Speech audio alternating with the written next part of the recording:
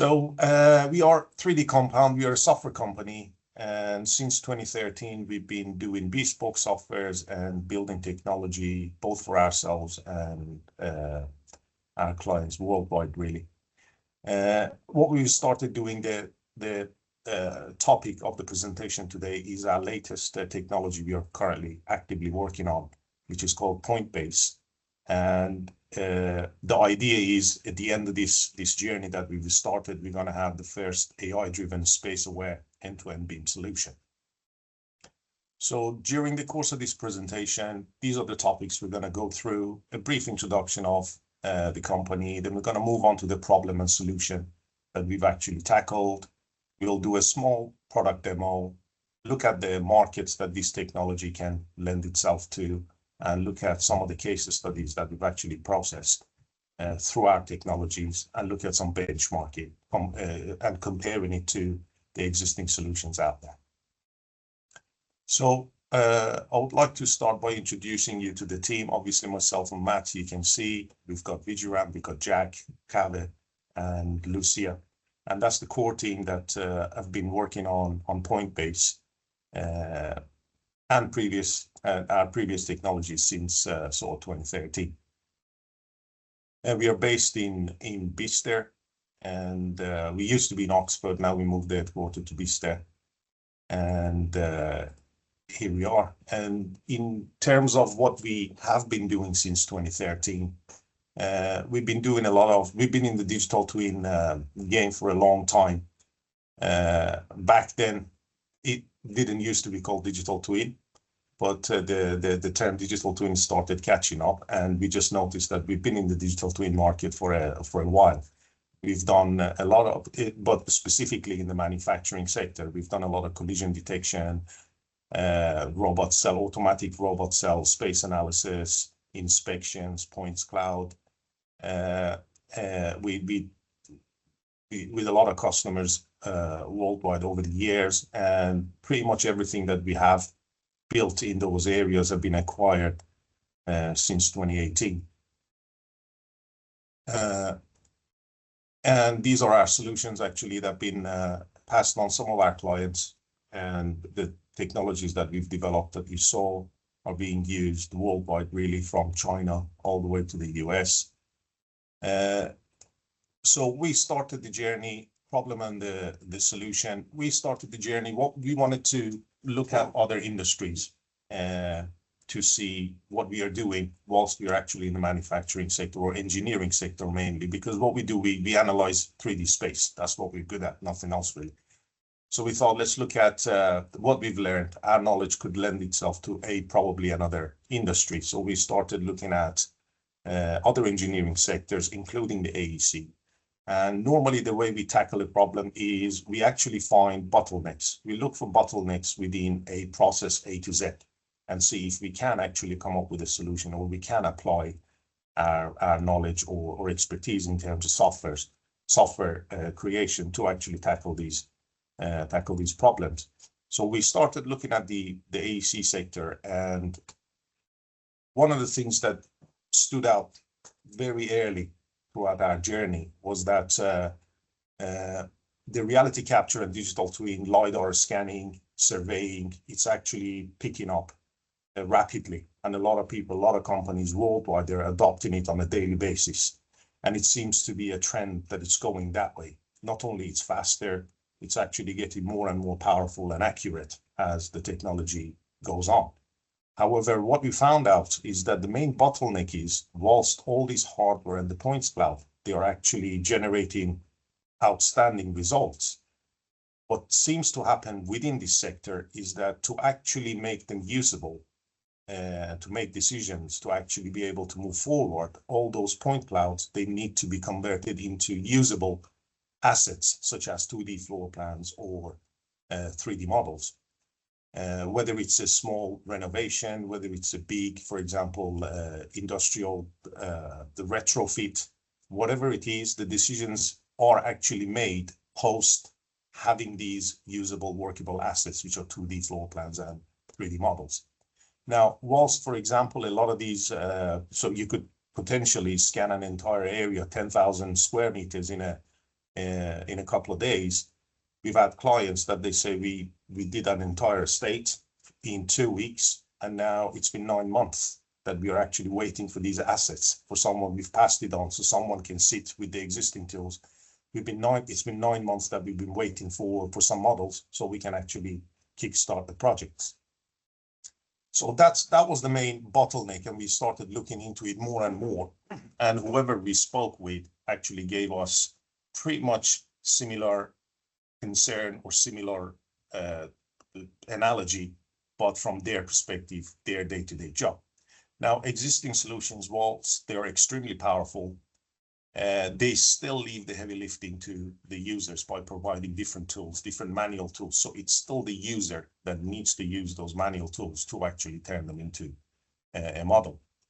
So then we started sort of planning a product that could actually get you from point A to point B, which is from your points cloud, all the way to verified 3D and 2D models, all under the same roof.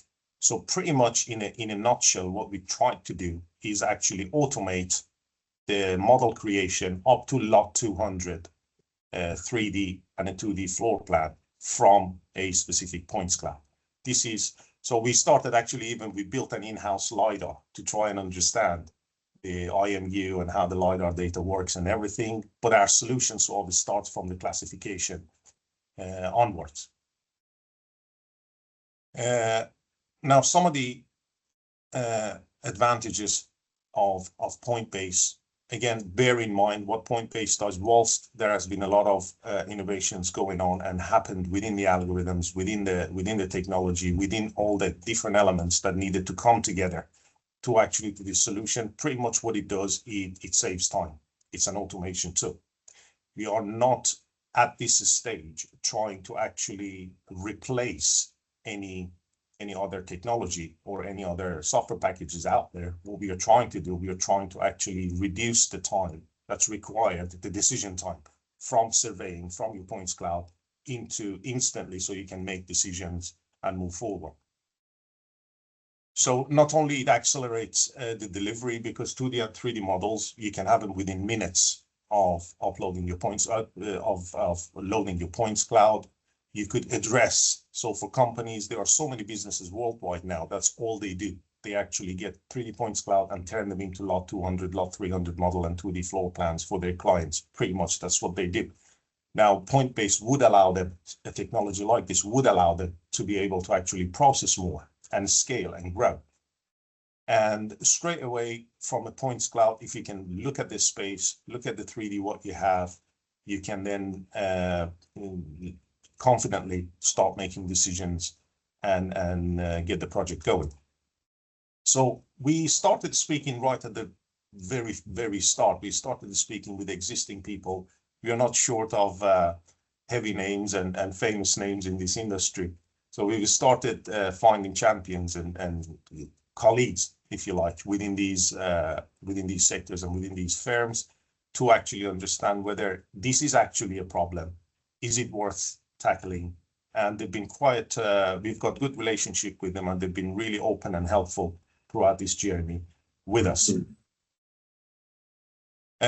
Now, this is a simple thing. So what normal current solutions from our friends provide is extremely powerful. But again, as we said, 80% is pretty much manual work. They leave the heavy lifting to the user. And every year on year, these tools are getting smarter, and you need to click less. They reduce the clicks, and small automations we are seeing, actually, they are finding their way into these solutions. And what point-based does, we actually automatically extract 80% or more of the model off the bat within a very few minutes, and then leave 20% human in the loop for inspection, or if anything is wrong or anything has been missed. Because obviously, you know, points cloud, there are certain areas that are blind, no data has been captured, and you do need a human with the knowledge of construction to actually make decisions what goes there and how it needs to be processed. So I would like to show you a quick product demo. So you actually see what you will see in the demo is we are loading a points cloud. We are actually classifying it within So the AI model that we've developed, the AI model can run on your local machine, on your local computer. There is no uploading, there is no downloading. Your data is yours. You literally select what you want to classify. The classification in this case took about 7 minutes for 30 million points. And straight away from that, we actually go and detect the lot 200 assets, as well as the 2D and 3D and the apertures, literally within a few clicks. And as you've seen, it's pretty much that simple. There is not much more to it. Now, what we've done, obviously, based on some of the stuff that we've said, there is no data, some areas haven't been captured. We've developed some simple tools that you could actually complete or move anything that we've already given you. Now, within this, I'm just gonna mention something here. If you notice, we have some areas, there are no double-sided walls. Just one side of the wall has been captured. So we literally, as part of, why did we go back? As part of calculating these data, we automatically show it now, as because of the classification, you can see we highlight them in red, so the user actually knows. You see these red walls, they're all single-sided. That means there hasn't been any data captured on the other side. So we're actually guiding the user. These are the areas that you need to sort of complete with these tools. And finally, it's just a simple walk through the building, and then we are overlaying the points cloud over what we've actually extracted from this model as a lot 200. Now, moving forward, here is our journey from the start, where we are and where we're going. As you can see, we are at beta testing with all our algorithms that we have. January, we are in the process of now commercializing and putting everything. We've been working with a few of the firms that you've seen within the beta testing with their data sets to make sure that it's just not working with one set of data set from one hardware. No, we've tested it across different hardware range, different quality of points cloud, high resolution, low resolution. So we are at the stage that we can commercialize this software from January, and from January is when our generative AI model starts kicking in the development of it. The idea is now that we have the algorithms that they can produce these things very rapidly, we are designing an AI model to train on our algorithms. And by the end of that process, post-training, then the AI model itself, you wouldn't need any of the algorithms anymore. You just pass a points cloud and you could get different types of outputs, whether it be a lot 200 for renovation, whether it be a 3D model for energy analysis, whether it be the 2D floor plans, all of that automatically gets delivered to the user.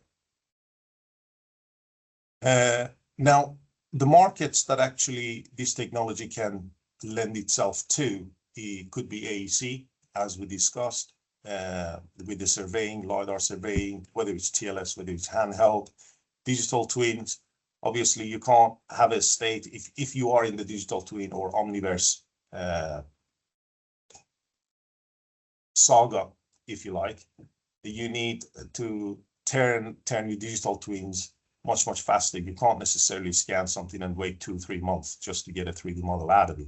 Now, this technology allows to actually rapid scalable digital twin creation that keeps pace with the real world. So any changes, anything, you could literally scan it within a few minutes and get an updated model, whether it be 2D floor plan or whether it be a 3D lot 200 model.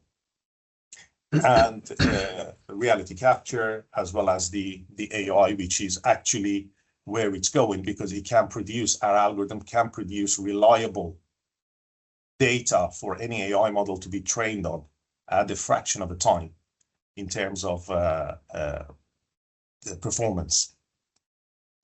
Now, some of the applications that this product can lend itself to, and these are not only some of the stuff that we've come up with, these are a lot of these stuff actually have come from users, or actually day in and day out in different sectors of the AEC deal with points cloud and 2D and 3D models. For example, maintenance planning, including identification of assets, locations, fire safety places, facility management, what another case study would be, for example, we found that a lot of estates, they do have 2D drawings or floor plans that they are outdated over the years. So many things have changed. They've done renovations, they've done different things. However, now that they want to make another edit, they're going to make another decision, or they want to change something, they can't rely on the existing floor plans because they don't know whether they're up to date or not. Now, with our technology, with point-based technology, they could literally not only have a scan of it, digital twin, they could literally get within minutes, let's just call it an hour, let's not go in, but within very short period of time, they could actually get the updated line work, updated floor plans, and make decisions really with confidence. Material cost estimation, another very good case. For example, we've been in talks with companies that they do building maintenance. They're addressing 500, 700 buildings across the country. And what they do in terms of painting, surface area, windows area, doors area, the floor area that they need to paint, what they really want to do is to be able to just scan this, and a software gives them all of those areas, statistics automatically, so they could make decisions for material cost estimation and timing.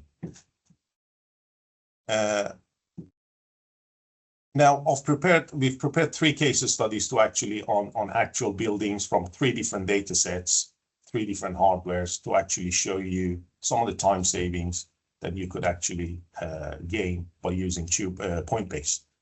Now, case study 1, and as you can see that the case studies are starting from a small building with very simple complexity, then medium-sized building, medium complexity, and a large site with large complexities. And we've actually put all of these next to each other and see to get a benchmark of how it could be of help. So what we do once we get the points cloud, we actually use Autodesk Recap and Revit to bring the points cloud in and then model it in there. And we've actually done some manual classification, which takes about 45 minutes on a small, simple building. And it took us about 3.5 hours to get the lot 200 out of this model. So 4 hours, 15 minutes took us. For someone who knows Revit or Recap much better than us, it might take slightly less for people, or slightly more for people who are not aware, but we tried to be sort of as quick and as slick as we could. And then we've got 1 minute left, if that's okay. Okay, yeah, and we've run the same thing on the through the point-based algorithms. And as you can see, we got classification in 5 minutes, automatically model extraction 1.5, and manual adjustment 10 minutes. All in all, in 16.5 minutes, we turned that into a lot 200 compared to a 4 hour 15 minutes. Same thing applies. This is a hotel in Amsterdam, and we did the same thing. As you can see, the entire job from start to finish, from loading the points cloud to get a lot 200 with the apertures, with the 2D floor plan, took 24 minutes compared to a manual process of 10 hours, 30 minutes. And finally, last but not least, this was the most complex and the biggest one that we had with different geometries. We managed in 29 minutes to actually extract these buildings with the apertures compared to 23.5 hours of manual work within Recap and Revit. And last but not least, here is a comparison of your time saving compared to manual processing versus time. As you can see, the red is the manual processing and how long it takes. The orange one is the automatic extraction and manual work from point base. And obviously the green one is the balance of the time that you've actually saved. And thank you so much for your time, and welcome any questions you may have.